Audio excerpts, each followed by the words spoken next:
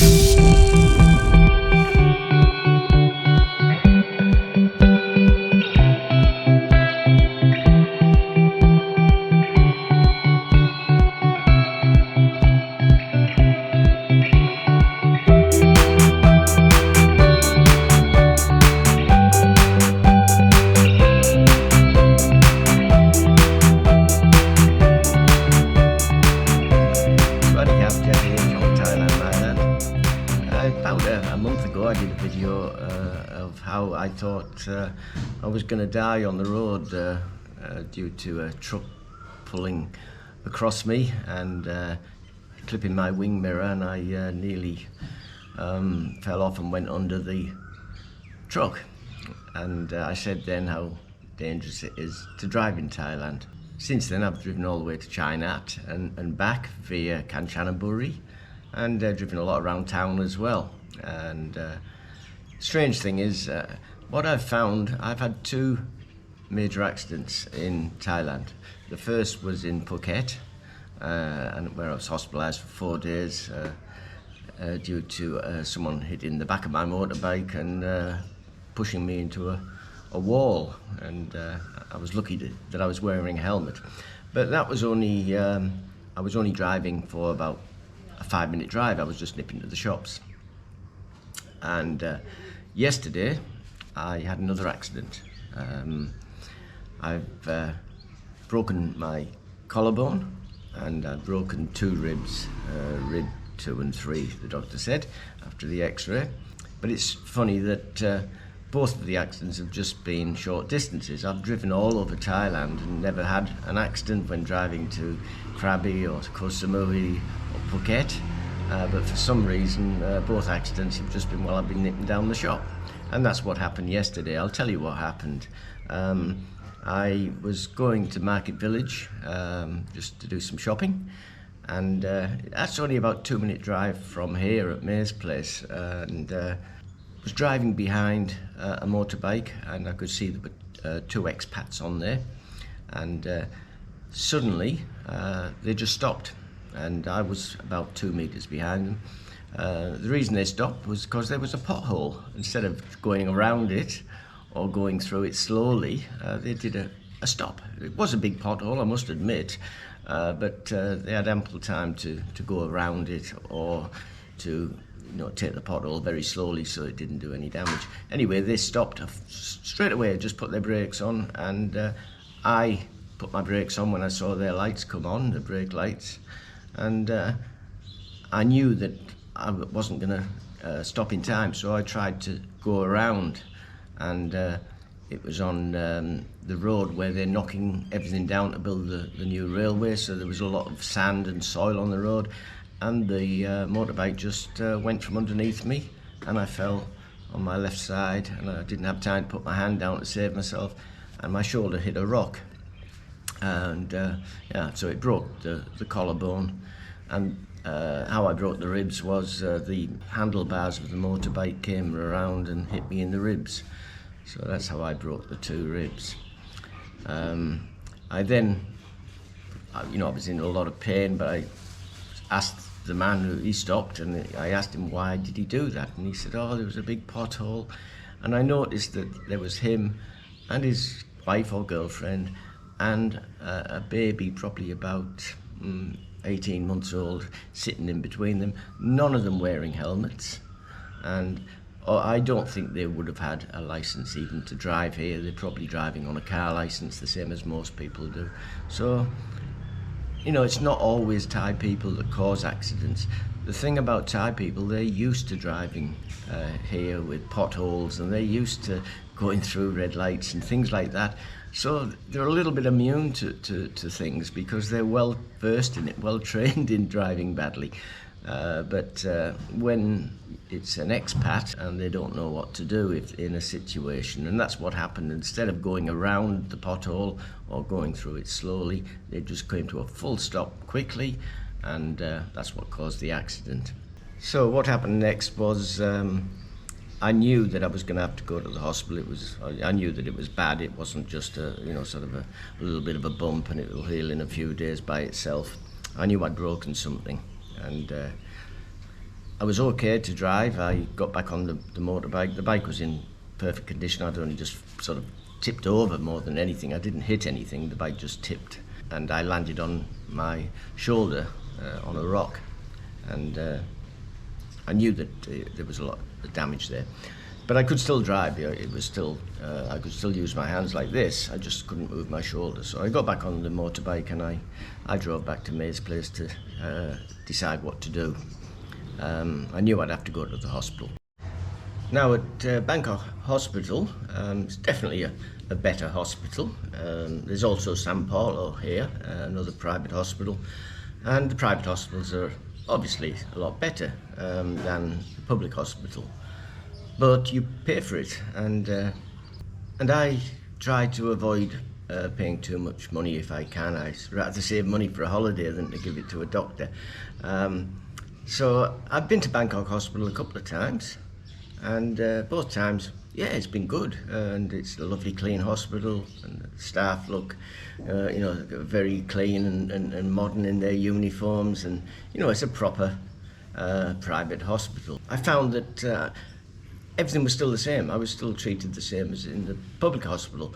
The difference with the public hospital is that you might have to wait a little longer, and it's not as modern and clean. So I try not to go to private hospitals. Obviously, if it was a massive, big problem, then I might, because I might think, well, I need this done quickly. But with this, I knew that it was just a broken bone, and it wouldn't matter if it was a private hospital or a public hospital, they would do the same thing. So off we went. May called a taxi and we got to the hospital, and first thing, May was paying the taxi driver, and next thing I know, there's a wheelchair being pushed towards me. The man said, sit down. So it is very good. They're very thoughtful, they're very thorough, and they want to help.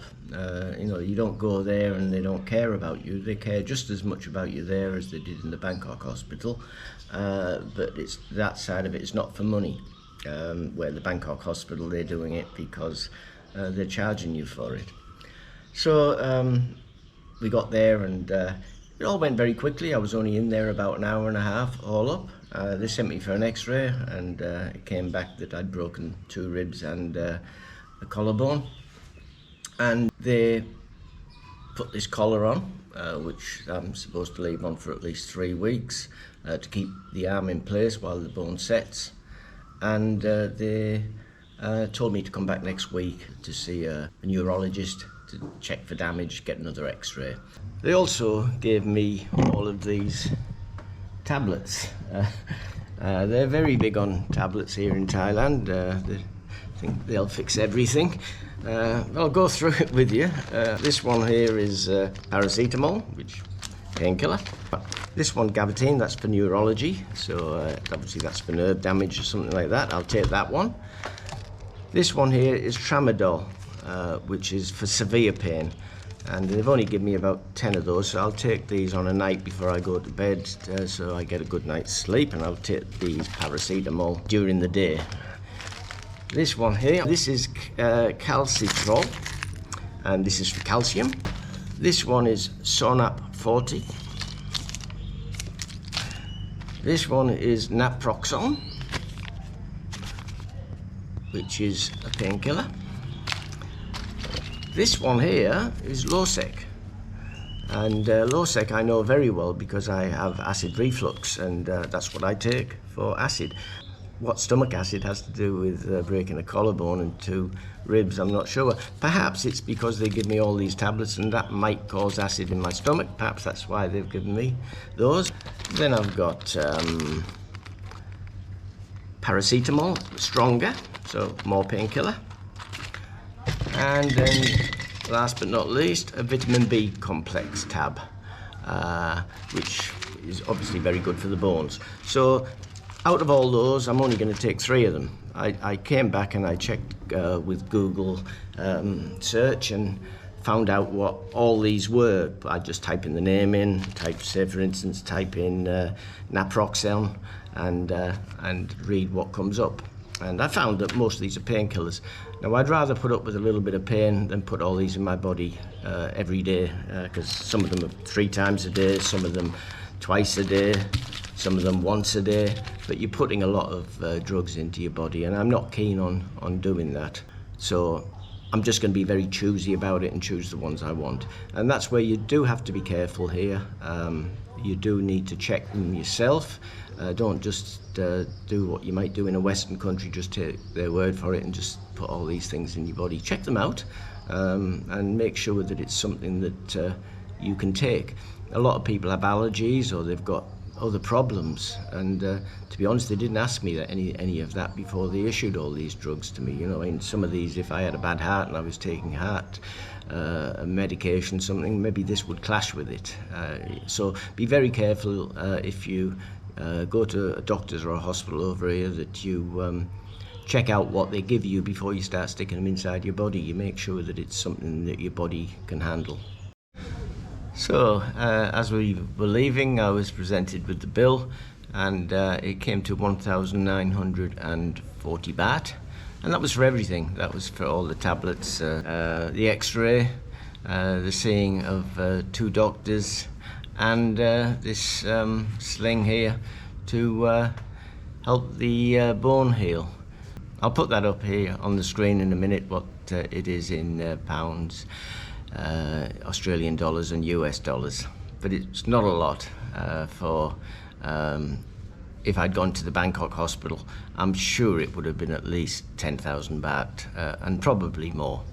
Now, this isn't going to put me off driving in Thailand. I know a lot of people will think I'm crazy driving in these conditions where there's, you know, tourists don't know where they're going, what they're doing, never driven a motorbike before, some of them.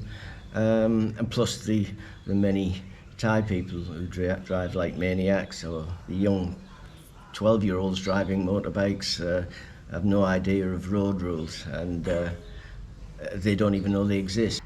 Don't give way at roundabouts. They've got no idea that you're supposed to give way to the right when you're on a roundabout. In this country anyway, I think it's the opposite in Europe and the USA, you give way to the left, but here in Thailand you give way to the right, but no one does.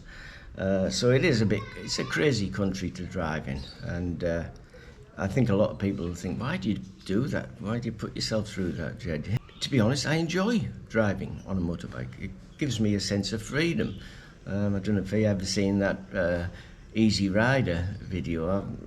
I should have been on a Harley Davidson like Peter Fonda and whoever else was in the movie. I love driving a motorbike, and I've been driving not so much motorbikes. That's not a motorbike, it's a scooter. And I've been driving scooters since I was 15 and a half, when I could get my license in the UK, because I was a mod and I wanted one of those scooters with all the mirrors, and I've been driving scooters ever since. When I visit another country, I'll rent a scooter while I'm there. I've done that in Bermuda, I've done that in Jamaica, I've rented in Singapore, I've rented in Malaysia. I'm used to driving in different countries, and I'm aware of the bad things that can happen driving, especially in Asian countries. So I'm still going to continue to drive on a motorbike. I'm thinking I'm going to get a car for the longer journeys, even though the accidents that I've had, both accidents that I've had, have been doing short trips just to the shops. I've driven all over Thailand and never had an accident while driving long distances. So, you know, I say that I'll get a car for driving long distances, maybe I should get a car for driving short distances, because that's where the accidents happen both times. So yes, I'm not going to give up driving. I'm going to carry on once this heals, and I'm going to take more care. Not that I didn't take care before, but I'm going to have to be more aware of what the other drivers are doing. And I'm a good driver. I drive by not by the rules here, because if you drive by the rules you'll get nowhere, but I drive and I'm very aware of what's going on around me. That doesn't stop a truck from coming from the side and hitting me, and it doesn't stop someone from pulling up a dead stop right in front of me like they did yesterday, and causing an accident. And if that was through no fault of my own, I broke my collarbone. So I'm going to continue to drive, so please don't put in the comments, oh, you're an idiot, Jed, you know, stop driving, you're 71 years old. I might be 71 years old, but I've got all my faculties. I still feel the same as when I was 20 when it comes to driving. I'm still aware of everything that's going on around me. I'm not some doddery old bloke who, you know, can't even walk down the street safely, never mind drive a motorbike. I'm exactly the same now as I was when I was younger. It's not to do with age why I've had 2 accidents here. It's because of other drivers making bad errors, which obviously I've then involved in. So then I'm involved in an accident through no fault of my own because of what somebody else has done. So I'm not going to be doing much filming for the next week or so. I do have one video that I need to do, and that is go and get my passport because I need to go back to Australia to get my permanent residence visa. You need to get them every 5 years if you leave the country. If you don't leave the country, the residence visa is forever because you're living there and you don't have to do anything, unlike here in Thailand with all the rigmarole every 3 months for the 90-day report and your yearly retirement visa. With my Australian permanent residence visa, I only have to do something about it if I leave the country for more than 5 years. And it'll be 5 years in August since I last left the country when the stamp was put in my passport. So I need to go back and renew that so that I will always have my permanent residency there. My passport expires in August also, so that's what I'll plan to do in the next couple of days, and I'll take a video of that for you so that you can see the procedure for renewing a passport here in Thailand if you're from the UK. So this is going to impact a little bit on my YouTube channel. I'm not going to be able to get out and about like I did before, going around videoing places, mainly because you know, I've told you before, when you're driving in Thailand, you need all your wits about you and you need 2 hands that are not impaired. Well, this is obviously impaired me a little bit with a broken collarbone, so I'm not going to be able to drive my motorbike, which means I can't go very far. So what I'll probably do for the next few videos while this is healing, I'll maybe do some videos on how to do things in Thailand. They're always quite popular, you know, things like how to get a driving license, how to get a, well, I'm doing the one I'm doing now at the moment is how to renew your passport in Thailand for the UK, so that'll be the next one that'll be coming out.